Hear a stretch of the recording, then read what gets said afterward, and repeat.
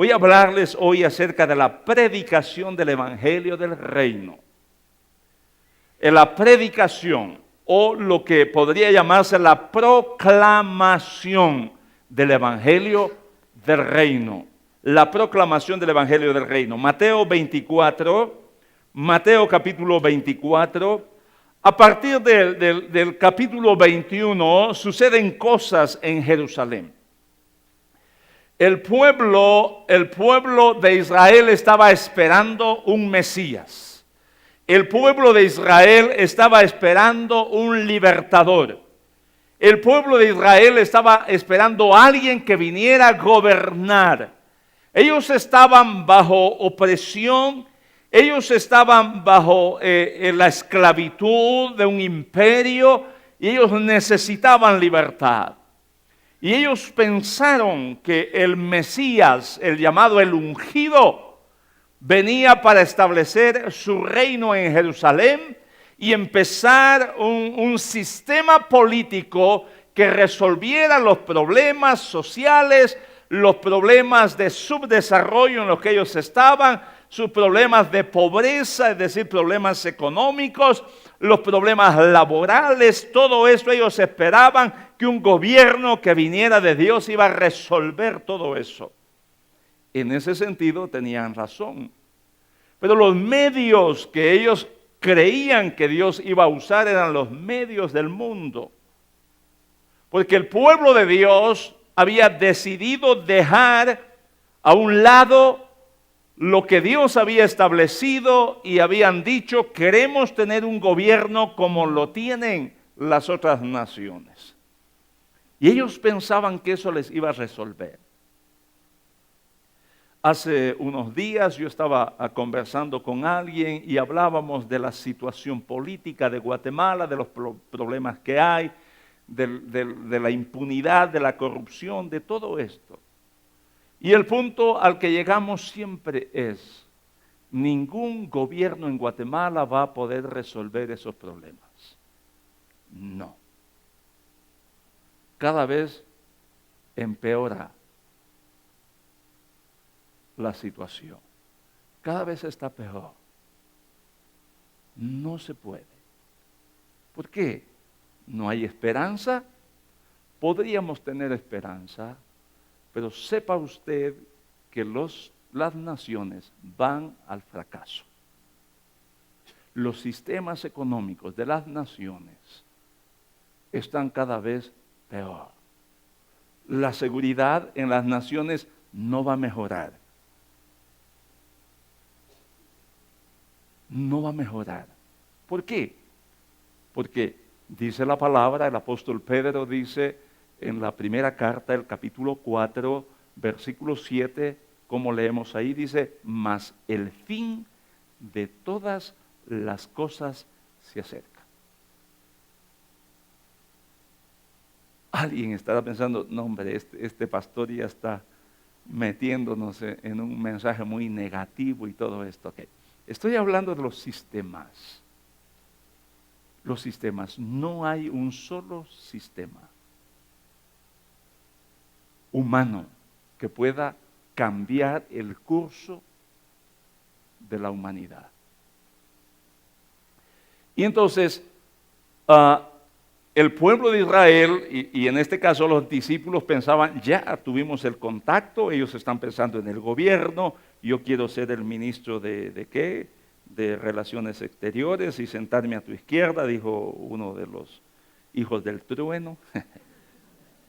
El otro dijo, pues yo quiero ser el ministro de Finanzas y quiero sentarme a tu derecha. Ellos estaban pensando en el sistema de gobierno. Y entra Jesús montado en un asno joven, y entra aclamado y todo, y llega al templo, capítulo 21 y 22 de Mateo habla de esto, entra al templo y enseñó en el templo, y aquellos discípulos pensaron, ya empezó el movimiento.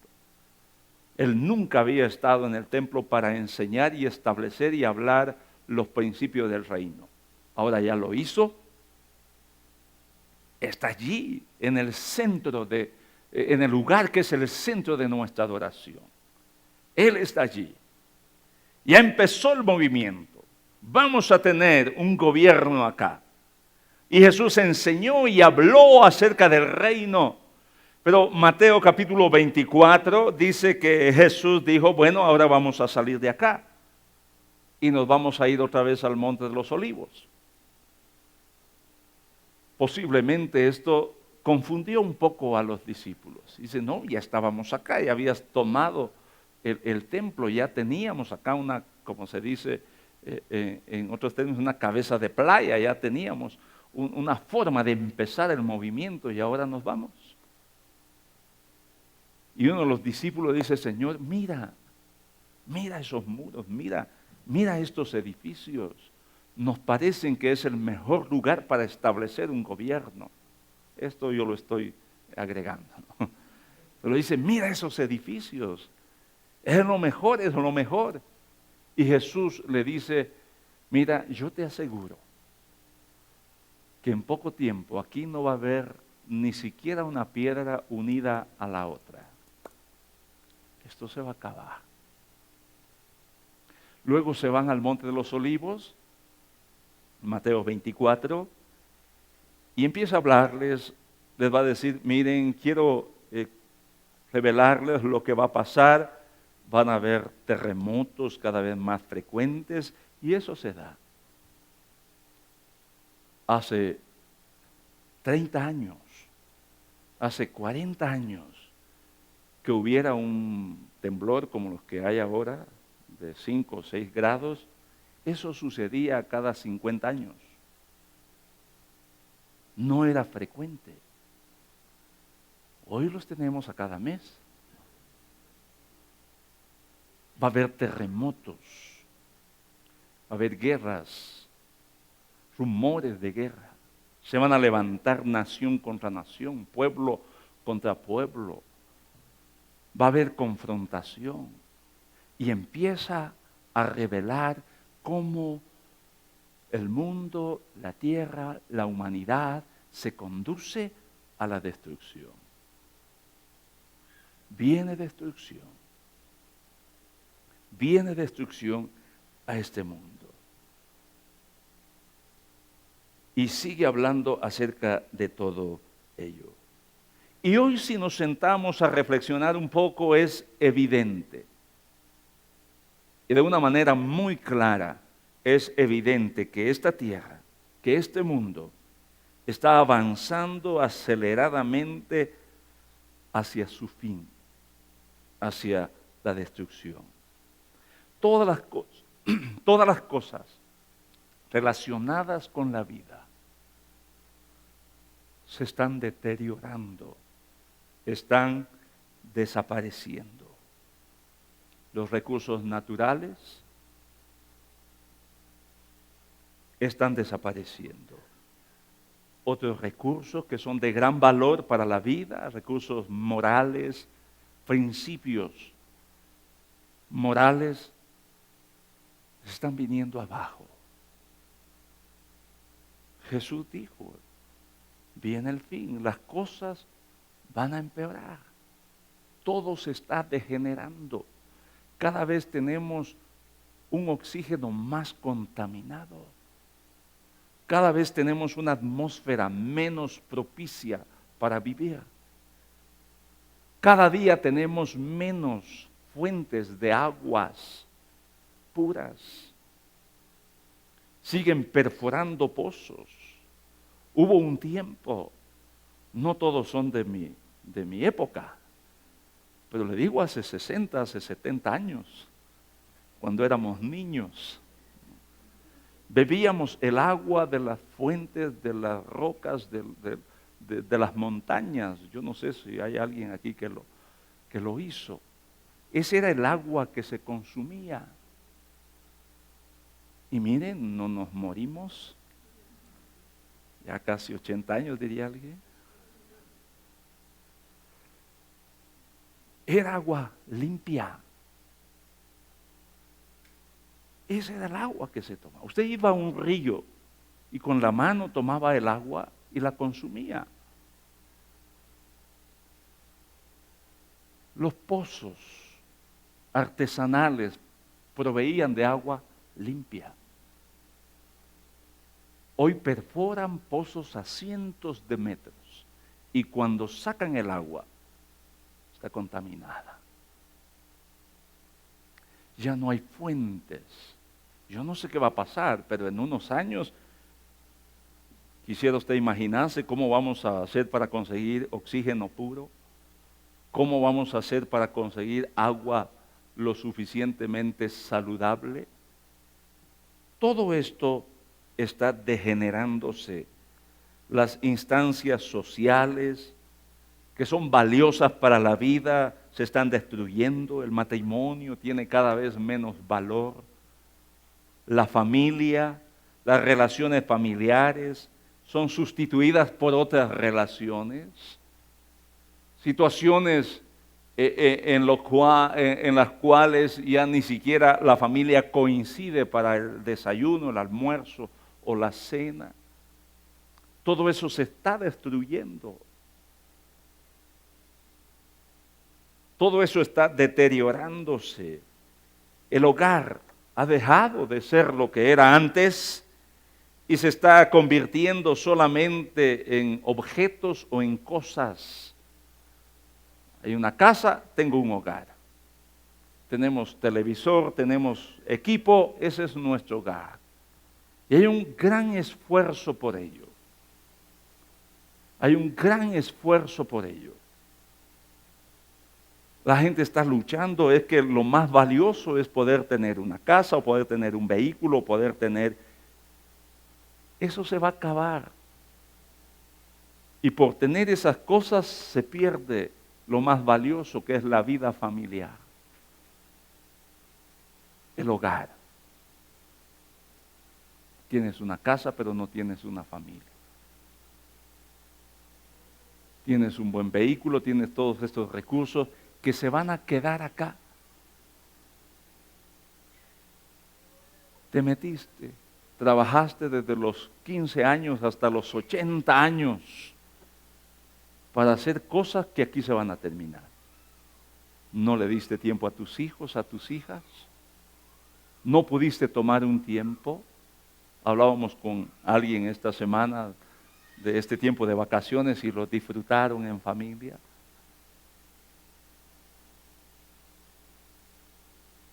Se ha perdido todo eso, el valor de la vida se está perdiendo. La gente juega con la salud, con la seguridad, con la integridad de los demás. No sé si esto le va a caer bien a algunos, pero lo voy a mencionar como ejemplo solamente. Esos vehículos que se llaman transporte público, ¿cree usted que ese transportista, ese empresario está pensando primeramente en la seguridad de la gente que lleva en su vehículo? ¿Cree que en lo primero que piensa es en la comodidad de esas personas? ¿En su integridad? ¿Está pensando en eso? ¿En qué está pensando ese empresario del transporte? ¿En qué está pensando? ¿En la comodidad de la gente, en la seguridad de la gente? En la ganancia. Un vehículo diseñado para 9 personas, van 30 personas allí. Él no está pensando que la gente vaya cómoda. Esa persona no está pensando, bueno, vamos a dar instrucciones, van a detener el vehículo, después que el vehículo esté detenido, entonces se pone de pie la persona, la ayudan a que se baje, cuando ya esté no solo bajo el carro, sino ya en la acera, ya esté seguro, entonces ya pueden cerrar la puerta y pueden movilizar el vehículo. ¿Lo hace así? No. No está pensando. Esa persona no está pensando, voy a transportar gente, estudiantes, futuros profesionales. Voy a cuidar. Hay culturas que sí lo hacen. Hay culturas que lo hacen. Le decía en una ocasión, en Estados Unidos cuidan mucho a los ancianos. ¿Por qué? porque es la generación que les dejó una herencia. Y cuidan mucho a los niños. ¿Por qué? Porque es la generación que va a hacer avanzar la nación. Y los que han manejado en Estados Unidos saben que si hay un bus escolar estacionado, aunque la calle sea de doble carril, diríamos, y hay un arreate en el centro, pero si ese bus escolar está estacionado del otro lado, ni siquiera está en la dirección en la que usted va, y está bajando o subiendo niños y tiene las luces de emergencia encendidas, aunque usted vaya en el otro carril, usted debe detenerse. Dice, pero si el bus está allá, y el bus va para allá y yo voy para allá. Sí, pero la ley es esa. Hay que proteger. Pero muchas culturas como la nuestra no está pensando en eso. No sé por qué ya me quedé aquí, los transportistas me van a enviar ahí un mensajito que... Pero bueno, estaba poniendo ejemplos solamente. Yo sé que los transportistas que están viendo esto son otro tipo de personas. Tienen otro tipo de metas. Las empresas, pensemos en otro tipo de empresas. Las empresas que se dedican a producir alimentos, por ejemplo. Están pensando en la salud del pueblo y dicen, vamos a hacer un estudio, cómo debe prepararse este alimento, porque queremos nutrir a las personas. Esa no es su meta. Su meta es tener ingredientes del más bajo costo y que les produzca las más altas ganancias. Y entonces, no sé si me estoy metiendo a temas, pero entonces ese aceite lo han usado por semanas allí. Ya está saturadísimo y está malísimo, pero como hay que sacarle la mayor ganancia posible, allí seguimos cocinando. El valor no es la vida, el valor es la moneda. Ganancias, más ganancias. Un día hablé de eso y dije, los padres deberíamos tomar cursos de nutrición para ver cómo alimentar a nuestros hijos. Pero resulta más fácil decir, aquí está y compras allá algo. Y esa persona que preparó esa comida que va a comprar ese niño, esa niña, buscó lo más barato. Le dijeron, esta verdura es la más económica, sí, porque la regaron con agua del desagüe. Y dice, como yo necesito sacar ganancia, esa verdura voy a comprar. Y el niño compra eso.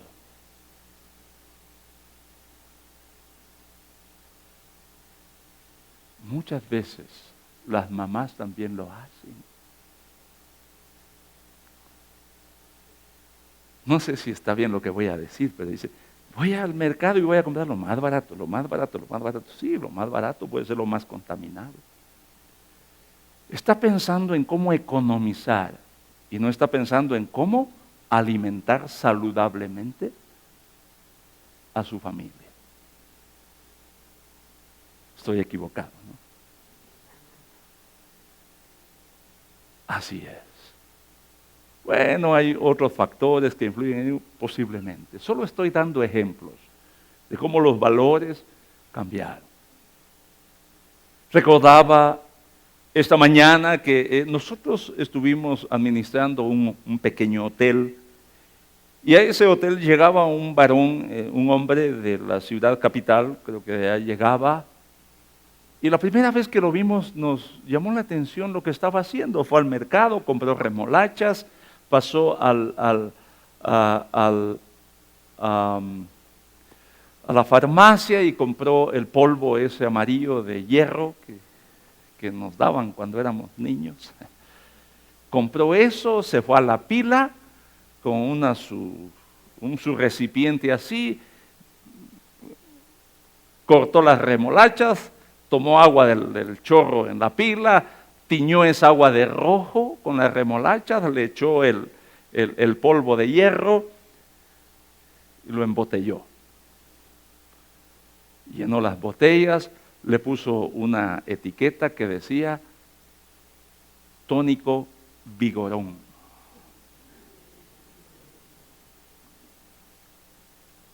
Y lo envolvió en papel celofán. Llenó sus cajas y a venderlo al mercado. Alguna vitamina tomó de la remolacha, tal vez. Bueno, el polvo de hierro algo iba a hacer, porque era lo que le daba el olor y el sabor al supuesto tónico. Tenía color, tenía sabor, con agua del chorro de la pila. Este hombre estaba pensando en vitaminar a la gente. No, él estaba pensando en lo que iba a ganar. Ahora, no sé, piensa, ¿en qué piensas tú? ¿En el servir a las personas o en las ganancias que vas a obtener? ¿Y por qué menciono todo esto? Porque esto Jesús lo dijo, las cosas se van a ir deteriorando, el valor, el amor de muchos se va a enfriar. Y vayamos a la palabra, San Juan capítulo 24. Él dijo, San Mateo 24, versículo 8, él dijo, este es principio de dolores.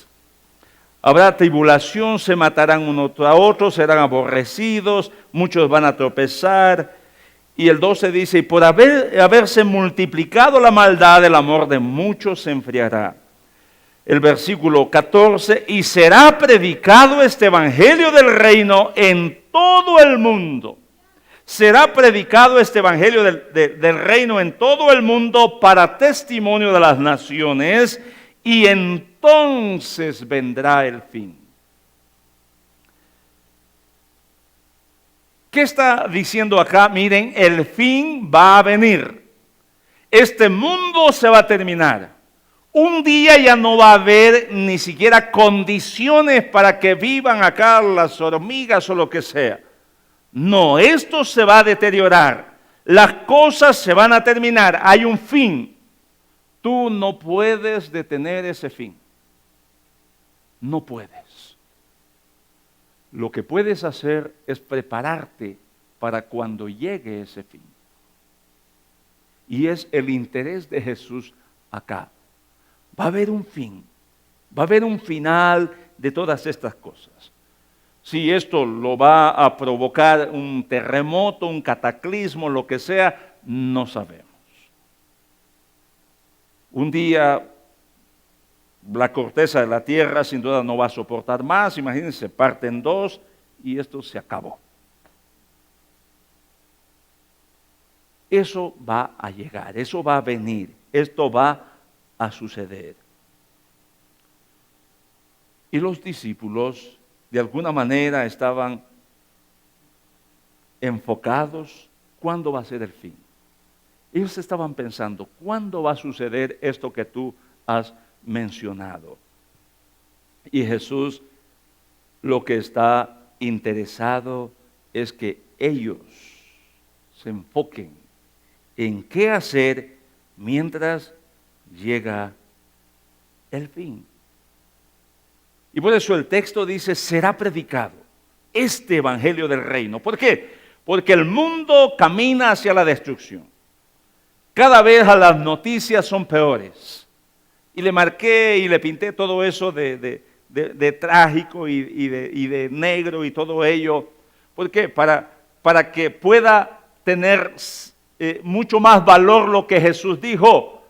Este mundo necesita un evangelio. Evangelio se llama, o evangelio significa buenas noticias. Todo está caminando hacia el fracaso, hacia el desastre, hacia lo peor. No tenemos mejores condiciones. Pero debe haber una buena noticia en medio de tanta mala noticia. Debe haber una esperanza en medio de tanto dolor. Y eso viene del reino. Por eso dice, este evangelio del reino debe ser proclamado, debe ser predicado. ¿Y en qué consiste esa proclamación? ¿En qué consiste esa predicación del reino? Alguien puede pensar, bueno, sin duda lo que Jesús está diciendo es que yo busque un local, que le ponga sillas dentro de ese local, que ponga un rótulo allí que diga iglesia tal, y mejor si es muy bonito y que diga que es una iglesia internacional para que la gente se impacte y venga acá. Voy a poner mi púlpito, me voy a meter allí, voy a ver cuántos rebeldes, inmaduros y amargados saco de otras iglesias para formar mi congregación. Ya tengo un lugar para predicar. De eso no está hablando Jesús. Si alguien tiene esa mentalidad, ya se lo atrapó el diablo. Ya, y le voy a decir por dónde va a aparecer al final. No es eso. Porque alguien diría, sí, yo quiero predicar, pero el pastor no me da el púlpito para predicar. Cuando dice se proclamará, se predicará este evangelio del reino, le voy a explicar de parte del Señor de qué se trata eso. Hablar de esperanza donde no hay. Hablar de soluciones donde no se ve ninguna solución. Anunciar que hay un reino diferente y este es el reino de Dios. Este es el reino de Dios. Prepararnos para ello. Este es el interés de Jesús. Los discípulos dicen, no Señor, queremos que nos des detalles. ¿Cuándo va a ser esto? ¿Cómo va a ser esto? Y Jesús dice, miren, ni siquiera los ángeles saben cuándo va a suceder estas cosas. Pero hay algo que ustedes sí deben saber. Prepárense. Prepárense para cuando llegue ese fin. Y la pregunta en este caso sería, ¿estás preparado para el fin de este mundo? ¿Estás listo? ¿Tus hijos están listos? ¿Están preparados? ¿Esto se va a terminar? Sí, se va a terminar. Dios lo decidió. Él dice, vamos a crear cielos nuevos, tierra nueva. Pero para que venga lo nuevo tiene que desaparecer todo esto.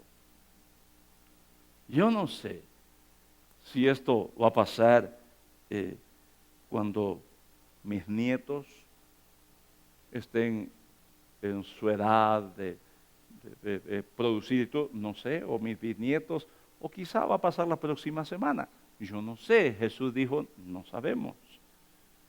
Pero de que esto va a explotar y esto se va a terminar, esa es una realidad. ¿Qué necesitas? Prepararte. El profeta Amós dice el capítulo 4, versículo 12, por tanto, de esta manera te haré a ti, oh Israel, y porque he de hacer esto, prepárate para venir al encuentro de tu Dios. ¿Podrías decir que estás preparado para tener hoy ese encuentro con Dios? ¿En qué aspectos debes prepararte? ¿En qué aspectos debes estar listo para tener ese encuentro con Dios cuando todo se termine? Alguien podría decir, bueno, yo estoy esforzándome en llegar a ser una persona perfecta. Sí, qué bien, eso es algo que Dios manda. He dejado de pecar, he dejado de mentir, he dejado de engañar, he cambiado mi conducta, me estoy santificando, ya puedo tener un encuentro con Dios. Sí, esa es una preparación para encontrarse con Dios. Arrepentirte de tu pecado, apartarte de tu pecado, ordenar tu vida, ordenar tus relaciones, dejar de pelear con ese hombre o con esa mujer con quien has estado peleando, cesar en esas discusiones, en esas rivalidades. ¿Eso es necesario? Sí es necesario. es parte de tu preparación para encontrarte con Dios. Dios es santo y todo aquel que busque tener un encuentro con Él debe procurar la santidad en su vida. No te beneficia seguir con ese conflicto que ha venido por días, por semanas, por meses o quizá por años. ¿Qué te ha dejado ese conflicto? Nada. Prepararte es eso, prepararte. El fin de las cosas se acercan, dice el apóstol Pedro, seamos sensatos, dice. Seamos sabios, ordenemos nuestra vida. Eso es parte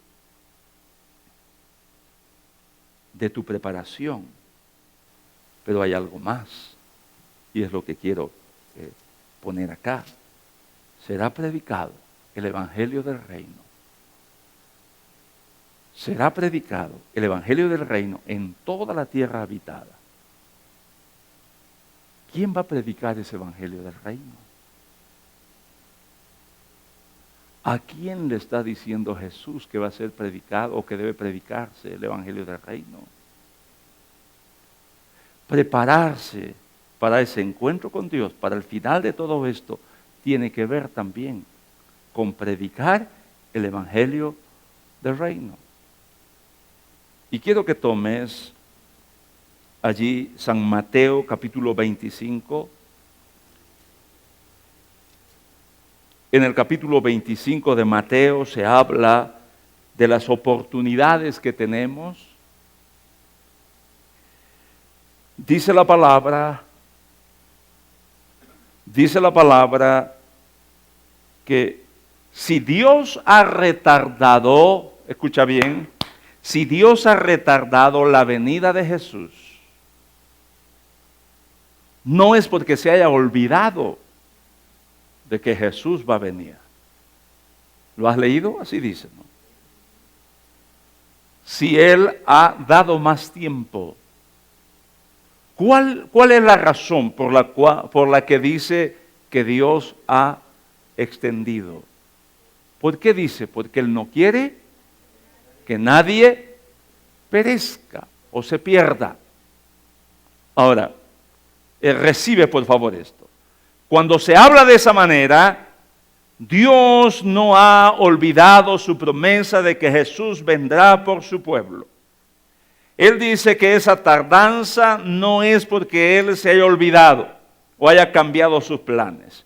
Esa tardanza es porque Él no quiere que nadie perezca, que nadie sea condenado, que nadie se pierda.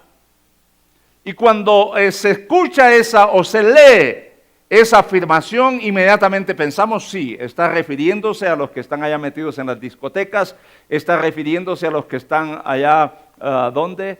Allá en las calles, embriagándose, y aquellos que están en esas bandas organizadas, cometiendo secuestros, extorsiones, a ellos se refiere, que ellos no se pierdan. Lucas nos habla de una oveja que se perdió. Cuando se habla de perder algo, no sé cómo ilustrarlo, pero ustedes tienen la gran capacidad de captar así muy rápidamente. Pero tú no puedes perder algo que no tienes.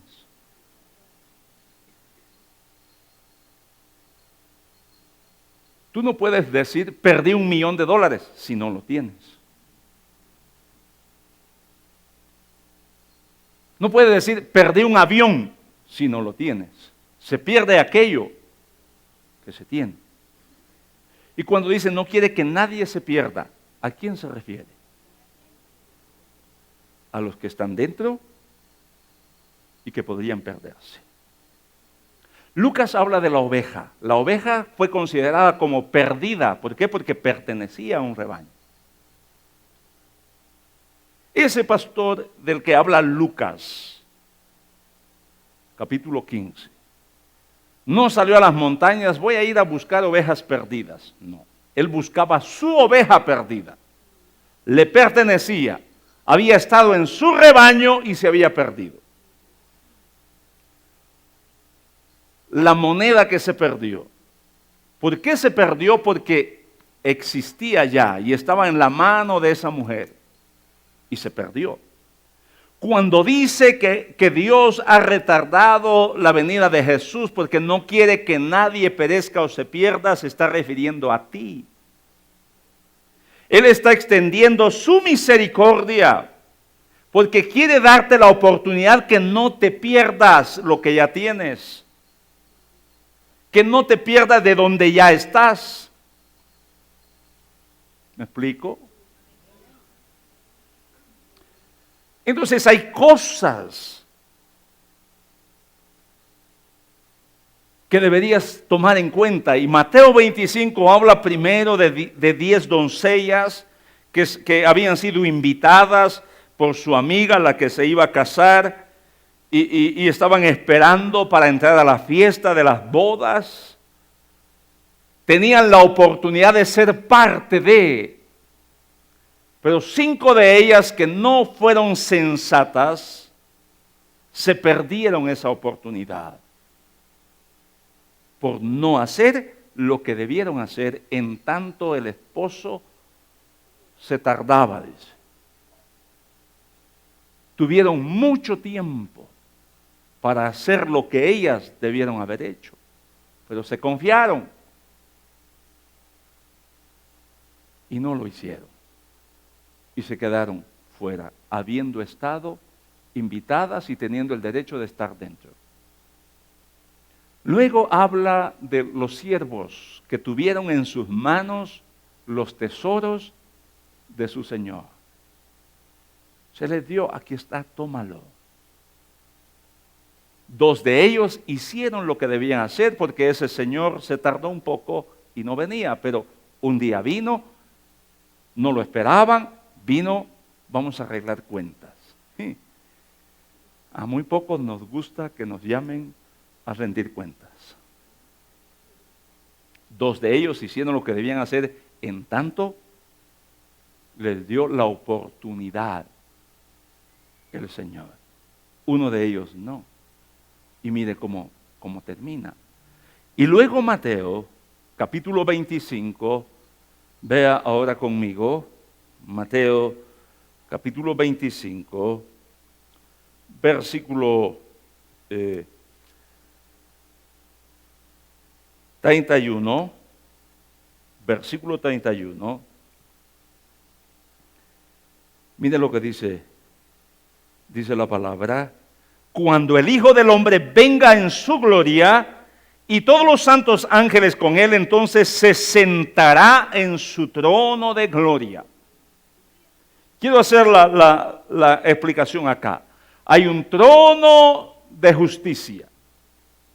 Ahí se juzgará tu pecado, tu conducta. Allí pasarás frente a ese trono de justicia, donde se verá, dejaste de mentir, dejaste de engañar, dejaste de embriagarte, dejaste de maldecir, perfeccionaste tu vida, estás frente al trono de justicia. Se te aplica allí lo que justamente tú mereces por tu conducta, te preparaste en lo personal. Pero aquí no habla del trono de justicia, aquí habla del trono de gloria. ¿Y qué sucederá en el trono de gloria? Se sentará en su trono de gloria. 32 dice, y serán reunidas delante de él todas las naciones, y apartará los unos de los otros como aparta el pastor las ovejas de los cabritos. Quiero explicar esto. La primera parte de este versículo dice, serán reunidas delante de él todas las naciones. La palabra naciones ahí es la palabra etnos, y esto significa linajes. Ahí estarán los asiáticos, ahí estarán los africanos, ahí estarán las naciones europeas, ahí estarán las naciones de América. Se reunirán todas las naciones, pero luego pasa a la singularidad. Y no dice que va a separar por una parte a los cananeos, o por otra parte a los musulmanes, y por otro... No. Ya no trata con naciones. Ahora, de todas las naciones va a separar. Va a separar. ¿Y qué va a tomar como base para la separación? La naturaleza de cada uno. No su raza, no su cultura, no su idioma. Ya no se va a juzgar su fe. No dice ahí los que creen en Dios se van a un lado, los que no creen en Dios a otro. No. Aquí va a separar al hombre por su naturaleza como vivió. Y lo voy a explicar. Allí mismo dice la palabra en Mateo capítulo 24, dice, 2 hombres estarán trabajando en el campo, uno va a ser tomado, el otro será dejado. Estos 2 hombres están haciendo lo mismo en el campo, el mismo trabajo, están en el mismo lugar, son compañeros, son socios, pero uno será tomado, el otro será dejado. Eso está preparando la revelación que ahora tiene acá. A eso se refiere. Separa las ovejas, separa los cabritos. Eso significa un hombre se va con los cabritos, el otro se va con las ovejas. 2 mujeres, dice allí, estarán moliendo en un molino. Significa van a cocinar lo mismo. Tienen la misma cocina, van a preparar los mismos alimentos. Significa tienen familia en común. Una será tomada, la otra será dejada. Una será puesta con las ovejas, la otra será puesta con los cabritos. ¿Me explico? A eso se refiere. Separará. No a las naciones, no a los apellidos, no, separará. ¿Y por qué digo por su naturaleza? Le voy a explicar más adelante. Ahora, ¿qué pasa? ¿Por qué dice como el pastor lo hace con su rebaño, con su rebaño? Esta era una expresión que se usaba y era un método utilizado por los pastores. Cuando llegaba el momento de cosechar de su rebaño, digámoslo así, cuando llegaba el tiempo de recibir la utilidad de su rebaño, él había tenido en su rebaño ovejas y cabritos.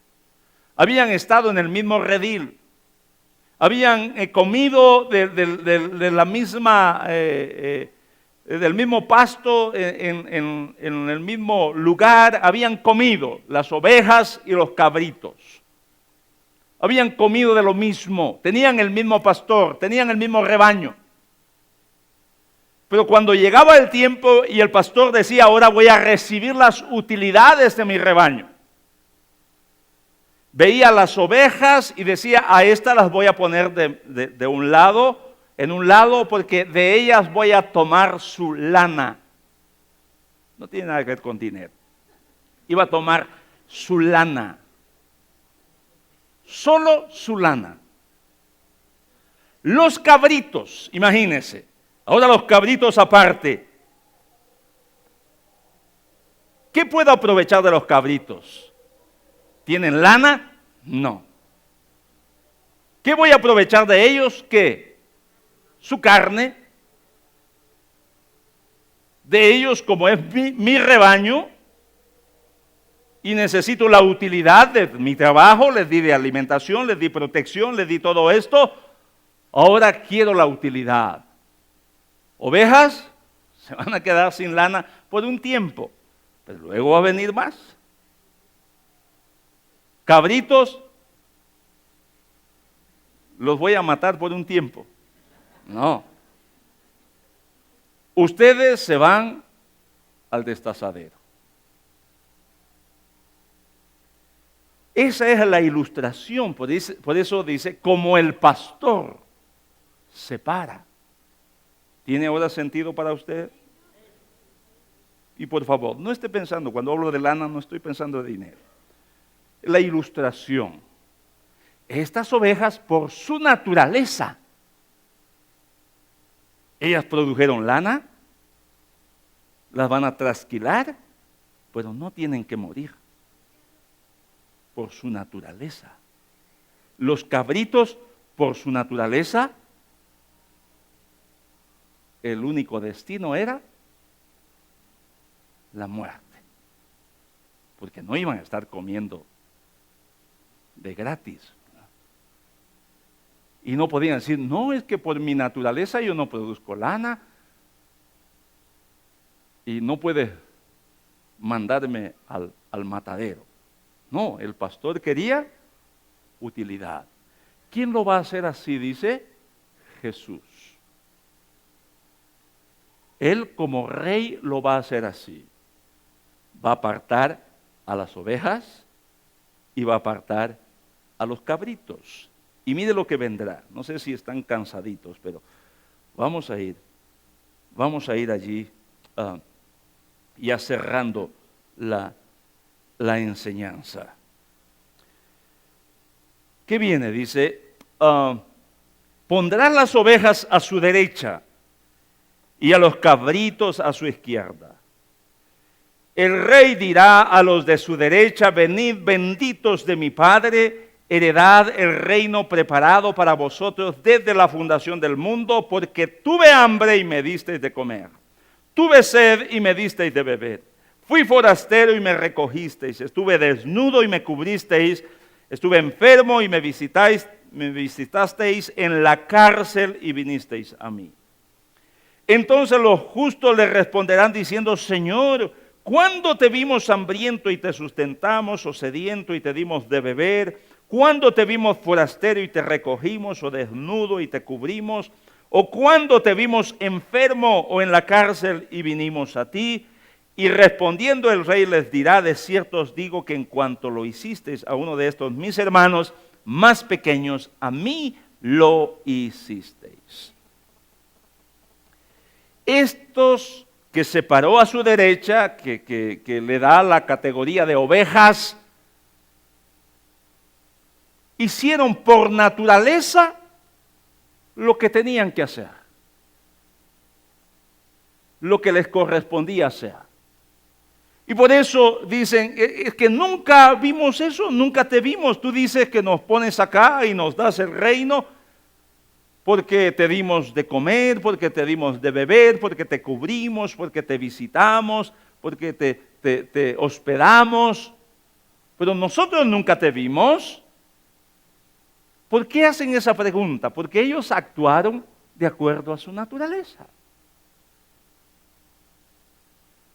Y luego vienen los otros, a los que están a su izquierda, y les dice, versículo 41, apártense de mí, malditos, al fuego eterno preparado para el diablo y sus ángeles. Mire que hay primero una bendición, benditos. Estos por su naturaleza de obedientes hicieron lo que tenían que hacer, tienen bendición. Los otros por su naturaleza de desobedientes hicieron lo que su naturaleza les mandó hacer.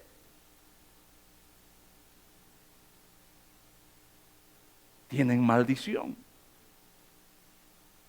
No es justo.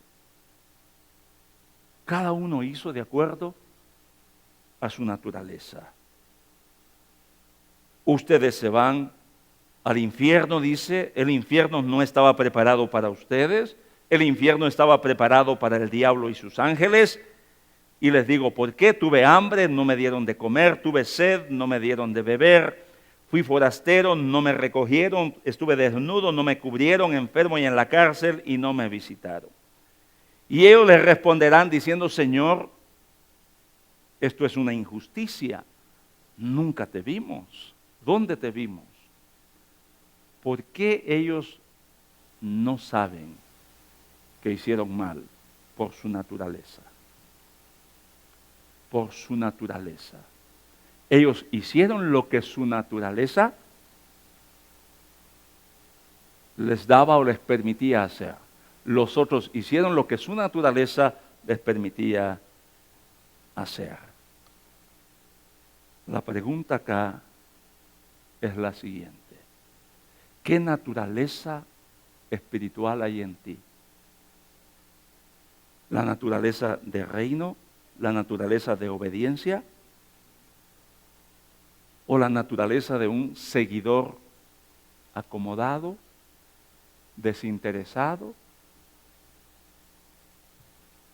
¿Qué naturaleza está operando en ti?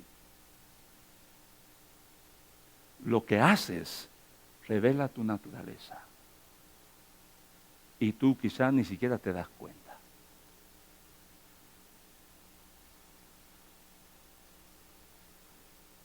Hay a tu lado, ahí donde trabajas, allí donde estudias, allí donde practicas deporte, allí donde vives, hay personas que están hambrientas, que están sedientas, necesitan la palabra de Dios, necesitan el agua del Espíritu de Dios, están enfermas emocionalmente, necesitan ser sanadas, están en la cárcel, están oprimidas por un espíritu de ira, de temor, de vicios y todo esto. Es gente, son hermanos pequeños de Jesús. Están perdidos. ¿Qué haces por ellos? Lo que tu naturaleza espiritual te manda a hacer. Si no estás haciendo nada por ellos, ya sabes cuál es tu lugar cuando estés frente al trono de gloria. Tú dices, pero no siento nada. Tu naturaleza espiritual está muerta. No tienes sensibilidad a la voz de Dios. Él te habla y te habla y te habla. Dice, mira a esa persona, es tu hermano, es tu hermana, es tu papá, es tu mamá. Se va a ir al infierno. Tú tienes el evangelio del reino que puede salvarlo de esa condenación. Él te dice, no eres responsable de su pecado, pero sí de su condenación. Porque tú puedes cambiar el rumbo de sus pasos. ¿Qué haces? Es el llamado. Haces lo que tu naturaleza espiritual te manda hacer. Si estás preocupado, interesado por esas personas, y les hablas y buscas al Señor y dices, Señor, dame la oportunidad, quiero hablarles, dame la oportunidad, este día les voy a volver a hablar, voy a llevarlos a mi casa de paz, voy a llevarlos. Pero si no haces eso,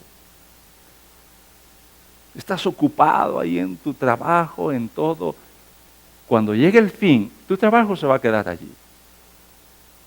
Preocupado en comprar los vehículos o construir casas, cuando llegue el fin, la casa se va a quedar allí. Y dejaste de hacer lo que tenías que hacer. En la vigilia recibimos una enseñanza, los carros, las casas, todo esto no te lo llevas. Lo único que te llevas son almas. Lo único que te llevas son almas. Pero por estar metido haciendo esto, dejaste de hacer lo otro, tu naturaleza. Deja que la palabra te confronte.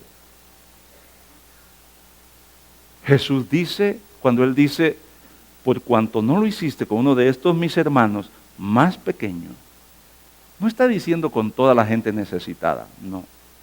Dice con mis hermanos más pequeños que estaban perdidos. No lo hiciste conmigo. No te vi. Te di la oportunidad, la parábola de las vírgenes, te di la oportunidad, la historia de los siervos que recibieron los tesoros del Señor. Te di la oportunidad, tuviste años y años de oportunidad para hablarle a tu propio hermano, para que enmendara su camino equivocado y no lo hiciste. Te di años para que le hablaras a ese amigo de infancia y no lo hiciste. Tuviste la oportunidad, la puerta se cerró, llegó el fin, no hay más. pero tú eres mi Señor, no te conozco. Tengo la invitación a tu fiesta, la puerta se cerró. Sufrí por esos hermanos míos. Sufrí por ellos. Yo estaba allí con ellos y te esperaba a ti. Yo estaba sufriendo su necesidad, clamando porque alguien viniera a hablarles y tú estabas tan cerca y no lo hiciste. Llegó el fin. Se acabaron las oportunidades. Toma esa palabra y pídele al Señor, Señor, dame. Dame. Dame, Señor.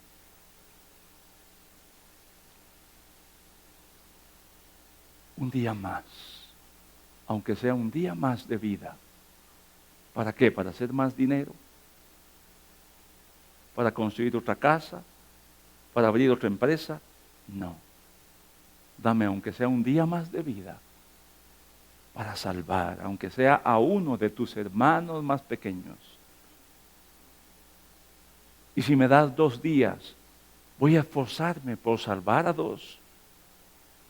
Y si me das 1 semana, Señor, voy a reabrir esa casa de paz.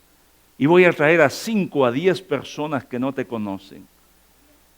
Dentro de ellos podría estar uno de esos tus hermanos más pequeños, que están hambrientos, sedientos, desnudos, oprimidos, enfermos. Y yo tengo ese evangelio del reino que ellos necesitan. ¿Podrías hacer esa oración hoy? ¿Podrías tomar esa decisión? Hijo, es tu papá el que se está muriendo en el pecado. Es él el que se va a ir a estar con demonios y con el diablo ahí en el infierno. No es un extraño. Papá, es tu propio hijo, tu propia hija la que se está perdiendo. ¿No sientes por él o por ella alguna pizca de amor para decir, voy a dejar de poner mi mirada en otras cosas para atender lo que es más urgente?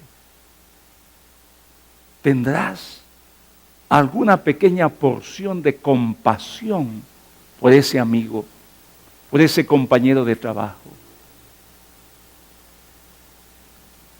Allí esa gente que trabaja en tu empresa, ¿qué es para ti? ¿Solo gente que te produce dinero? ¿O es gente que necesita también de Jesús? ¿Son objetos o son gente necesitada del amor de Dios? Cambia tu visión de ellos. Si los tienes solo como gente que te va a producir dinero en tu empresa, vas a ser juzgado en el trono de Jesús. Míralos también como gente que necesita del reino.